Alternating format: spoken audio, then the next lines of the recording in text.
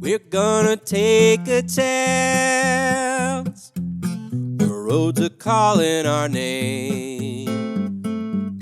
Danger sure, but such a lure. We're seeking fortune and fame. Welcome to the Rickety podcast. I'm your host, Ben Costa. And I'm your other host, James Parks, and we're coming to you live from Subterranean Pits and Lairs, the Dungeon Era's premier dungeoneering outfit in the Land of Eem. Hey, you hear that? What's going on? Is there a fire? Is there a fire going on? Hey, you two bozos! You gotta get that door shut over here. We got an escape going on. Escape? What are you talking about? What kind of escape? Eddie the Manticore, he's out on the prowl again. Don't say I didn't warn you. Oh, jeez. Manticore out in the dungeon again. Better get that door shut, Costa. All right, here we go.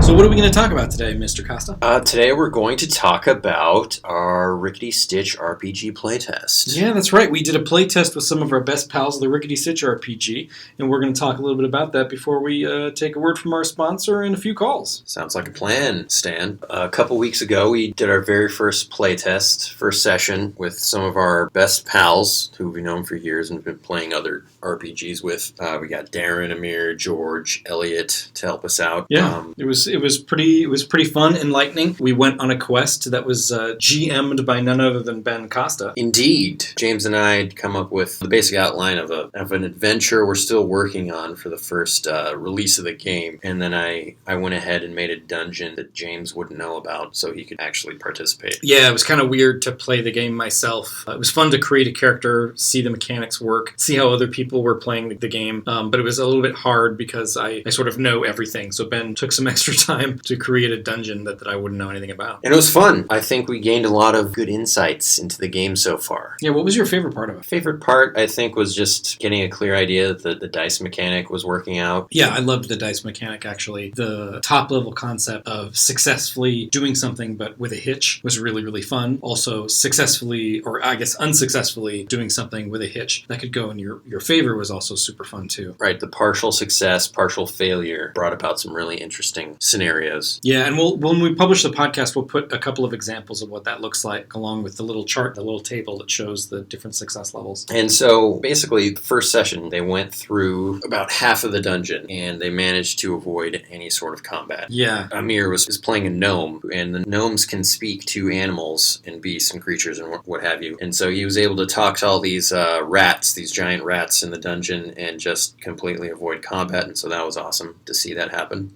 Yeah, being able to focus on sort of the adventure aspects and avoid combat or get into interesting role-playing scenarios was really fun for us. Ben and I both, we've been playing for years, and you've heard us say this time and time again, but a lot of times we find combat boring, and what we really enjoy is the interaction with well-rounded characters that have their own motivations or getting into kind of funny scenarios. Right. Combat should usually mean something. It shouldn't just be a slog fest of next room we're going to fight all the orcs, the next room after that we're going to kill all the goblins. And it's just yeah, you find goblins playing cards, and like the first action is, well, better kill them all. You become murder hobos. Murder hobos.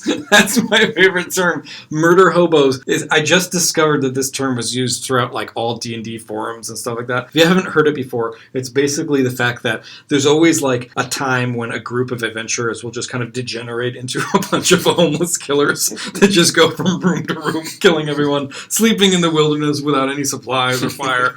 It's really funny.